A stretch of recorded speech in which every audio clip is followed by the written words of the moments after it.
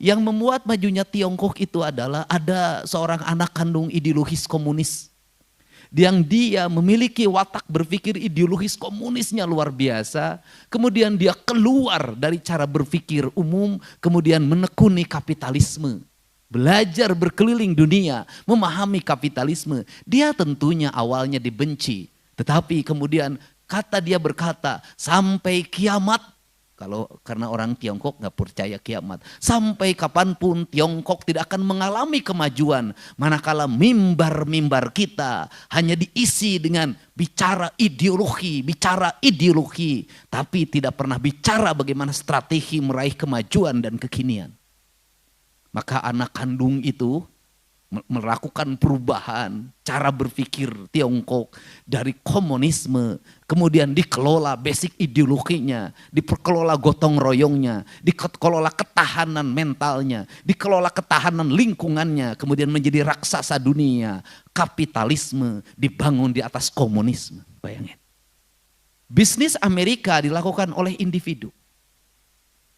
Individunya kemudian melahirkan pajak. Pajaknya untuk kesejahteraan. Dan dia bekerja secara individu.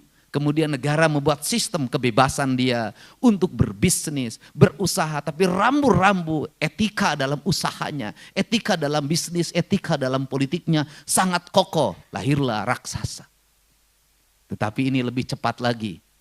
Pebisnis dibungkus dengan namanya BUMN, menggerakkan ekonomi negara, menguasai tanahnya, menguasai airnya, menguasai udaranya, menguasai sumber daya alamnya, kemudian di backup oleh militer, di backup oleh agen intelijen, menggerakkan ekonomi lokal negaranya, kemudian mengekspansi negara-negara lain. Bayangin, negara membackup sebuah bisnis, apa yang akan terjadi? Raksasa yang tidak mungkin dikalahkan. Nah, out of the box adalah sebuah proses berpikir untuk merubah paradigma. Saya tidak ngerti perbankan. Saya tidak ngerti komposisi anggaran. Baca buku APBD pun saya jarang. Apa yang membuat kita bangkrut? Menggunakan standarisasi pikiran dalam manajerial yang rumit. Dalam perbankan harus lulus ini, lulus ini, lulus ini, lulus ini. Sertifikat 7 truk tidak akan punya arti kalau rasa dan cintanya tidak ada. Buktinya BJB, hebat-hebat, lulus OJK, katipu 8 triliun. Apakah Jenderal Sudirman itu belajar ilmu militer sekolah di Amerika? Tidak. Apakah dia sekolah perang di Perancis? Tidak. Dia hanya seorang guru SMP Muhammadiyah. Apa yang membuat dia menang? Satu, dia berserah diri pada Allah. Yang kedua, berserah diri pada semesta. Maka dia bersatu dengan seluruh alamnya, maka alam menjadi petunjuk hidupnya. Maka ketika musuh datang, hujan pun turun. Jangan ngomong mistik, Pak. Enggak ada, bagi saya semua hidup ini ilmiah. Jadi hubungan manusia dengan seluruh alam dan lingkungan itu akan melahirkan sebuah kekuatan besar. CCTV yang banyak tidak akan ada arti di kantor, Pak. Enggak, menurut saya. Saya ini orang yang sampai hari ini yang teknologi modern nggak pernah lihat CCTV, Pak. Ngapain, Pak? Apa CCTV yang paling tajam dalam diri kita? Rasa kita. Rasa kita bisa membaca ini karyawan bohong atau tidak. Rasa kita bisa membaca ini karyawan kemudian nyelipin uang atau tidak. Jujur atau tidak. Di mana rasa itu bagi seorang pemimpin? Ada pada mimpinya. Ada pada getaran hatinya. Untuk itu pemimpin itu beda. Karena pemimpin beda, maka pemimpin tidak boleh melakukan yang orang lain melakukan. Maka pemimpin harus melakukan yang orang lain tidak melakukan. Kalau sudah jadi pimpin, kalau nakal harus pilih-pilih. Jadi kalau Pak Dirut nggak boleh lagi nakal sama karyawan, Pak. Kelasnya harus naik. Nggak boleh lagi karena dia beda, Pak. Makanannya harus beda, minuman beda, cara berpuasa beda. Pemimpin, Pak, kalau Anda ingin bebas hidup kayak orang lain, jangan jadi pemimpin karena pemimpin itu Brahmana. Dalam kaidah kebudayaan, Brahmana, Waisa, Satria, Sudra itu bukan penggolongan manusia tapi tingkatan manusia. Kata kaum Brahmana, ketika ada orang berjudi, biarin, namanya juga Sudra. Tapi bukan dalam perspektif syariat ya, ini pandangan kebudayaan. Ya sudah itu kebahagiaannya itu, kupluk-kupluk dan gak gede dan gak merugikan negara. Nyambung ayam, sudah. Joget-joget di tempat gelap, itu sudah. Karena sudah itu memperoleh kebahagiaan secara material. Gitu loh, ganti-ganti istri itu sudah. Karena meletakkan kebahagiaan pada aspek material. Sudah itu hukumnya cuman dua. Bibir basah, kanyut basah. Sudah. Kalau sudah itu ya begitu. Kalau sudah itu yang diomongin itu. Nah sehingga kalau kaum Brahmana dia sudah sejak kecil filosof, ketatanegaraan, minumnya beda, puasa Senin Kamis, enggak puasa Senin Kamis lagi kayak Gus Miftah. Karena kaum Brahmana tiap sehari puasa, sehari enggak. Udah beda kelasnya, makomnya beda. Jadi kalau honornya beda, memang makomnya juga beda. Ini penting. Nah ini tingkatan ini penting beda. Sehingga kalau dia bersinggah sana bertahta. Bukan dia tidak mau campur. Tapi tingkatannya. Nah sehingga Mas Sujiwo Tejo itu kenapa gak setuju sama demokrasi? Kenapa? Mas Dedi demokrasi itu dipilih kata dia. Nanti Sudra jadi pemimpin. Jadi kalau Sudra jadi pemimpin, yang diomonginnya bukan tata negara, bukan filsafat, bukan nambah istri, honor ditaikin, nggak puasa, makanan enak. Ini bahaya bagi negara.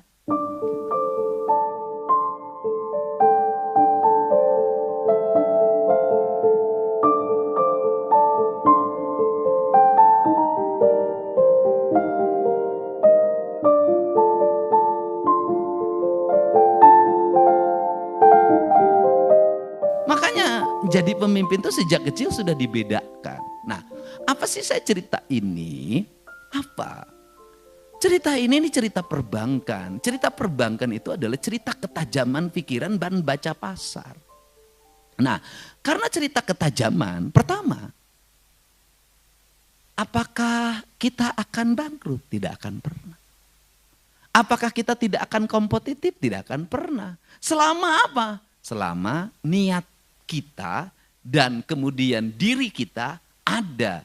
Kata orang Sunda itu ngawiraga sukma. Ngawiraga sukma itu dalam bahasa biologi disebutnya bersenyawa. Kemudian dalam bahasa kebudayaan manunggal. Kalau dalam bahasa Abah nauhid. Apa itu? Saya katakan ketika orang bekerja di BJB, maka BJB menjadi bagian yang tak terpisahkan dalam hidupnya. Itu penting. Apa yang merusak sebuah perusahaan, sebuah korporasi, sebuah lingkungan, apa? Ketika yang mengisinya menjelekkan tempat dia bekerja. Kemana bercerita? Terbalik bang, terbalik. Maka korup di TNI, gak boleh anak buahnya. Apapun yang terjadi gak boleh bercerita keluar. Maka korup. Maka untuk itu kalau BJB ingin berhasil seluruh pegawainya masukin barak militer. Serius saya. Serius. Ini enggak main-main. Masukin barak militer. Untuk apa? Persenyawaan, penyatuan jiwa. Dan di barak militer nanti akan ketahuan mana pegawai yang punya visi, mana pegawai yang asal-asal. Dari situlah terjadinya seleksi. Alam yang akan menseleksinya. Disumpahin satu-satu. Saha anu nek maling KBJB, sanu teu digawe KBJB, saumur hirup sia, 7 turunan sia, moal pernah berkah. Sumpahnya itu Pak. Ini penting. Jadi menyatukan diri. Saya ini Pak, orang yang paling gila dalam berspekulasi. Kenapa? Saya kalau ditanya, guru Kang Deddy Mulyadi di bidang ekonomi siapa? Ibu saya. Kenapa ibunya? Apakah ibunya ahli ekonomi? Enggak, sekolah SD aja cuman kelas 2, baca tulis aja enggak. Kok bisa? Ya bisa, dia sebagai ekonom ulung. Dari mana letak ekonom ulungnya? Anaknya 9, gaji suaminya hanya prajurit kepala, palang 3, tapi anaknya sehat-sehat, bisa sekolah, bisa kuliah, tak ada sejengkal tanah pun yang terjual. Bukankah itu ekonomi ulung? Negara kita ini sudah berapa ton emas yang diangkut. Sudah berapa juta, puluh juta, miliar meter kubik itu nikel dan kemudian batu bara yang diangkat. Sudah berapa puluh juta hektar hutan yang dibabat. Sudah berapa puluh miliar kubik pasir yang diangkat. Tapi kenapa hutangnya gede, kemakmurannya makin jauh? Padahal para menterinya dari dulu sampai sekarang lulusan terbaik. Kenapa? Satu hal, bekerjanya tidak menggunakan rasa dan hati. Pendekatannya outcome benefit. Sehingga saya ketika saya dulu, dan itu saya lakukan sekarang. Saya dulu ketika jadi bupati, yang saya tanya itu bukan pendapatan. Saya bilang ngapain ngomongin pendapatan. Pasti yang saya tanya belanja. Ini belanja duitnya dipakai apa? Maka saya lakukan sebelum sekarang jadi gubernur dan Pak Prabowo jadi presiden. Saya 15 tahun yang lalu sudah membuat namanya realokasi. Ini apa, ini apa, ini apa, belanjanya untuk ini. Bagaimana percepatan agar belanjanya cepat? Saya bilang cepetin ini jalan, hibahin sama tentara yang ngerjain. Itu dari dulu saya. Kalau sudah belanjanya diperbaiki, maka saya ini Pak, ini barangkali satu-satunya pemimpin daerah yang dalam setiap tahun itu paling BJBK, paling gak suka zaman itu bupati saya. Kenapa? Di saat kabupaten lain silvanya 1 triliun, saya minus 3 juta. Dan saya analisis betul tiap hari. HP saya itu lihat, hari ini berapa belanjanya, hari ini berapa uang masuk. Saya tuh kalau nyusun APBD Pak, begini, saya bilang berapa jumlah anggaran pembangunannya, 600 miliar Pak. Oke, penurunan tender berapa? Rata-rata 10%. Oke, berarti 60 miliar masuk lagi pendapatan. Nggak boleh lagi ini uang yang silva ini masuk ke tahun depan. Kenapa? Rakyat sudah bayar pajak sekarang. Tahun ini harus muter lagi, harus muter lagi. Itu yang saya lakukan sehingga cepat. Nah, saya katakan ketika rakyat sudah bayar pajak, maka kita tidak boleh lama-lama nyimpen uang di tempat lain atau di bank. Suruh muter terus, nggak boleh berhenti. Kenapa? Ini siklus. Mata rantai ekonomi yang tidak boleh berhenti. Ketika berhenti ada orang yang tidak bekerja. Ketika berhenti ada orang yang tidak makan. Karena berhentinya siklus ekonomi ini melahirkan kemandegan ekonomi, kelesuan. Maka duit harus muter, nggak boleh diam. Dia harus muter karena tugas uang itu berputar, bukan diam. Nah, saya membuat kebijakan itu. Nah, kemudian ini yang harus dilakukan oleh BJB. Tapi apa? Harus ada analisis. Analisis yang tertinggi dalam hidup kita ini apa? Rasa dan keteguhan. Keteguhan. Apa keteguhan? Sikap konsistensi kita, istiqomah kita dalam sebuah keputusan. Nah ini, dan kemudian nggak akan ada orang kayak saya itu sebenarnya. Saya kalau menyusun APBD yang sekarang belum berani, nanti saya bikin itu. Sekarang tuh kemarin saya bikin minus 1 triliun, masih begini. Saya itu dulu bikin minus Pak. Kalau saya nyusun APBD, pendapatan asli berdasarkan analisis Kepala Badan Keuangan itu 1,2 triliun, maka saya menyusun 1,8 triliun, sudah real. Kenapa? Karena dari 1,2 saya yakin tidak semuanya akan dibelanjakan. Pasti ada selipnya, pasti ada langkah yang tersendatnya. Maka saya belanja 1,8. Kenapa? Yang 600 spekulasi saya. Untuk apa? Agar belanja pembangunannya cepat dikeluarkan. Belanja rutinnya tertahan. Kemudian apakah selalu tertutup dalam setiap tahun? Selalu tertutup. Rezekinya datang tanpa dikira. Ini penting. Nah, bagaimana agar rezeki datang tidak terkira? Maka belanjanya harus menjadi doanya orang lain.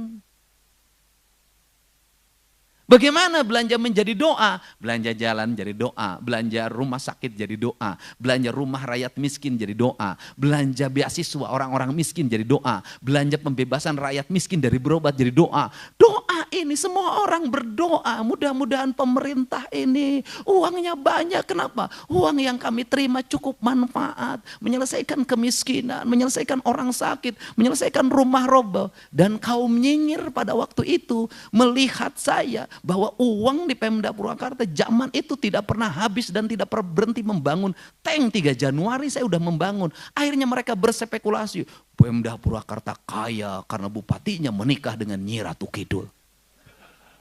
Kalau saya digituin disengajain kalau saya. Saya bilang lebih baik nikah dengan Nyi Ratu Kidul melahirkan banyak uang daripada nikahin istri orang nanti digebukin. Nah ini untuk itu apa sih yang dilakukan hari ini? Saya ngajak selama ini adalah ngajak BJB untuk membelanjakan uang-uang ini menjadi doanya orang. Maka disebutlah BJB peduli. BJB peduli kalau nanti ada bisa ada tren baru adalah Bang Aing peduli. Maka ini akan masuk dalam alam bawah sadar orang. Kalau dalam alam bawah sadar orang, maka saya yakin akan di tengah-tengah orang mulai menurunnya kepercayaan pada perbankan, ada ketakutan menyimpan uang disimpangkan, kemudian muncul bank sebagai oase di tengah gurun pasir dan dia menjadi sosok peduli, maka semua orang akan berbondong-bondong menyimpan di bank ini. Takin saja.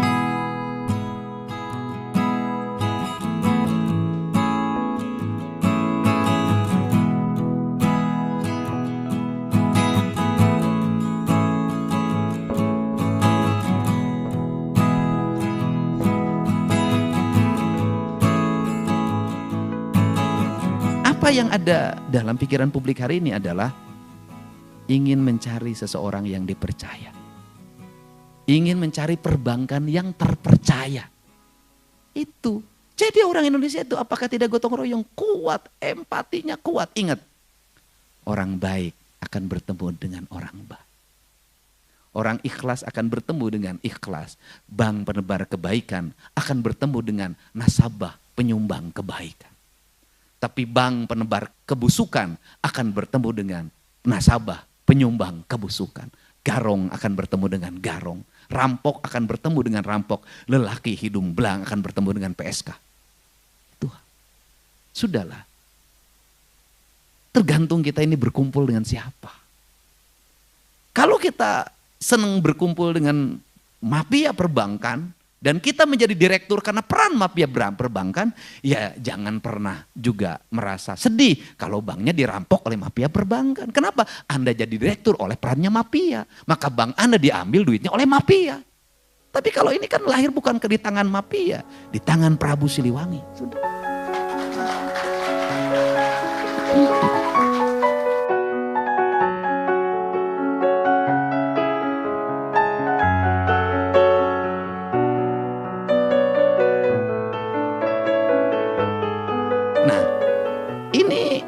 Penting. Nah untuk itu mari kita bangun kesadaran. Ini ideologi. Kenapa bagi saya? Ini ideologi. Loh, nah di Indonesia ini nanti ada bank yang mampu menyelesaikan seluruh problem dirinya dalam waktu cepat, merecovery. Kemudian lahir kepercayaan publik. Berbondong-bondong orang menyimpan. Dan kemudian orang yang meminjam pun orang yang memiliki orientasi untuk pengembangan ekonomi, pengembangan pembangunan. Dan itulah namanya Bank Aing BJB atau BJB Bank Aing. Sudah. Dan ini perlu watak ideologi. Saya berulang-ulang ideologi. Saya selalu meneguri lingkungan di Pemda. Provinsi itu kamu bekerja tidak ideologis. Kamu bekerja hanya mengikuti aspek administratif. Enggak ada cinta apa yang kau kerjakan. Enggak ada rasa apa yang kau lakukan. Kau rugi di situ. Kenapa ruginya? Kamu tidak mendapat kebahagiaan dari apa yang kau lakukan. Hanya mendapat kelelahan. Tetapi lain kalau yang dengan cinta. Dia tidak akan pernah lelah. Karena cinta menghilangkan siang dan malam. Maka beruntunglah orang yang dalam setiap waktu dimabuk cinta. Karena dia akan lupa siang dan malam. Maka cintailah pekerjaanmu sebagai sendi utama dalam hidupmu. Enggak ada masalah, lupakan istri yang ada di rumah. Cintai Bang Jabar sepenuh hati. Karena istrimu tidak akan pernah lari selama engkau bekerja di Bank Jabar. Tetapi ketika engkau di PHK oleh Bank Jabar, maka istrimu akan lari ke tempat yang lain. Yakinlah itu. Ini penting. Dan yang paling suka terhadap ini adalah Dirut. Karena Dirut sering tidak pulang demi Bank Jabar. Dan Dirut sering lupa pada istrinya di rumah demi Bank Jabar. Karena di Bank Jabar jauh lebih mudah dibanding yang di rumah. Ini penting Pak, ini penting, ini ideologi kan gitu. Nah, untuk itu saya ucapkan terima kasih. Ini bank ini akan mengalami kemajuan. Pak. Saya terus saja membantu Pak. Saya barusan juga bertemu pegawai Pemda. Ini loh strategi kita. Ini pembayaran itu saya bilang yang kira-kira terjadi. Kita meragukan, saya belanja hibah itu yang sering kita ragu. Yang sering menimbulkan problem, saya katakan nanti jangan sekaligus, saya bilang bikin 30, 30, 40. Kenapa? Pertama, untuk mengatur ritme keuangan daerah, yang kedua untuk memastikan penggunaan, yang ketiga biar Bank BJB agak lama uang Pemdanya tidak cair di tengah. Dan kalau dari sisi personality Deddy Mulyadi, saya sangat rugi bermitra sama BJB. Rugi bah. 1 menit 150 juta tidak bisa saya dapatkan. Kenapa? Karena saya pejabat, nggak boleh saya mendapat sponsor di channel saya BJB, nggak boleh. Dan BJB dengan nikmatnya mendapat tayangan-tayangan tanpa bayaran. Dan ini penting, kenapa? Udahlah, marketing yang terbaik hari ini adalah YouTube dan TikTok. Nggak ada yang bisa menyaingi hari ini. Mau pakai media apa Pak? Penontonnya udah nggak ada. Dan tayangan di media mainstream, di channel YouTube-nya, itu ngambil dari tokoh-tokoh yang populer hari ini. Dari presiden, dari tokoh yang lain, mungkin saya tokoh yang keberapa paling ujung. Itu yang mereka, ini Pak Helmi Yahya, hari ini tuh jujur aja, mereka tuh butuh pada orang-orang yang setiap hari digemari oleh publik. Karena dari situ ya viewer didapat. Bagaimana Tempo menikmati wawancara saya berjuta-juta penonton. Meskipun saya menjadi Mulyono 2. Tapi bagi saya nggak apa-apa jadi Mulyono 2, Mulyono 3, Mulyono 4. Karena memang nama saya adalah Mulyadi. Itulah marketing. Kita ini dunianya sudah seperti ini. Nah, untuk itu ya sudah BJB nggak usah lagi makanya ngomong saya nggak usah lagi ada anggaran 4 iklan 400 kerjasama, nggak usah, cukup nuturkan bujur Deddy Mulyadi. BJB peduli, BJB peduli. Nah terakhir apa sih yang membuat kepemimpinan itu energik? Ya hati Pak. Bagaimana hati? Satu nggak boleh ada protokoler, capek di MC-on yang terhormat panjang lah dilatih. Kalau saya itu kalau sudah tiut, ganeng, jangan ganeng. Udahlah dibikin simple, dibikin efektif, kemudian kerjakan sesuatu berdasarkan selera kita. Pakailah baju yang membuat kita nyaman, jangan memaksakan diri bajunya orang lain. Pakai baju orang lain tuh nggak enak Pak. Apalagi pakai istri orang lain digebukin Pak. Kayak Abah kan dia memang baju nyamannya ini. Itu baju nyamannya ini. Ini yang membuat wanita tergila-gila sama Abah. Tapi ada satu wanita yang belum bisa didapatkan. Yaitu wanita bidadari di surga yang belum dia temukan. Tidak akan keseleo, Pak. Saya mah politisi, Pak. Dan saya kagumnya sama Abah itu apa sih? Kan dia hari gaul dengan artis cantik. Setiap malam berkeliling ke tempat-tempat hiburan. Menemui perempuan-perempuan dengan dada terbuka. Ya kan? Dengan rok yang naik ke atas, Abah itu bisa mencintai tapi tidak pernah meniduri. Itu hebat. Hebatnya Abah. Dan itu. Kemudian Abah memberikan kesadaran. Jadi kalau ditanya, siapakah yang selalu memberi tanpa pernah ingin dilayani? Ya Abah Miftah. Dia memberi ilmu, memberi bekal duit. Kan tidak pernah dilayani. Tidak hitungan kayak pegawai BJB. Tetapi cinta yang sejatinya tetap sama Umi di rumah. Kenapa mencintai Umi di rumah? Karena Umi menemani sejak Abah tidak punya apa-apa dan bukan siapa-siapa. Dan lelaki yang hebat itu adalah lelaki yang tidak meninggalkan istrinya yang mendampinginya saat dia dalam kesusahan. Itulah lelaki hebat. Daripada mengganti lebih baik nambah. Itu pun kalau ada persetujuannya. Kalau tidak persetujuannya, biarkan engkau di sampingku. Dan biarkan aku menghayal pada yang lain.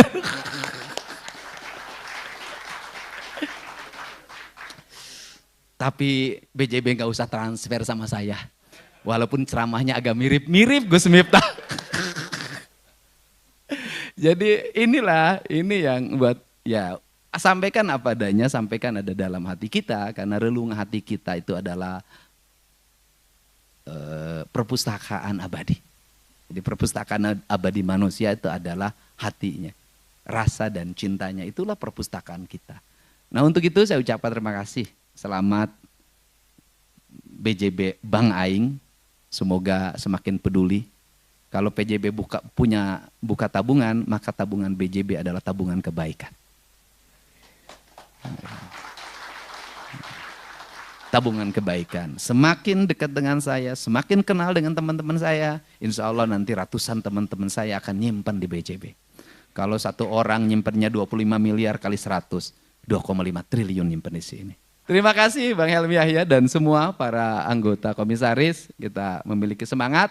BJB, BJB, BJB. Terima kasih. BJB Bang Aing, BJB Nu Aing. Jawa Barat istimewa. Allahumma afiq ila aqwamit thoriq. Assalamualaikum warahmatullahi wabarakatuh.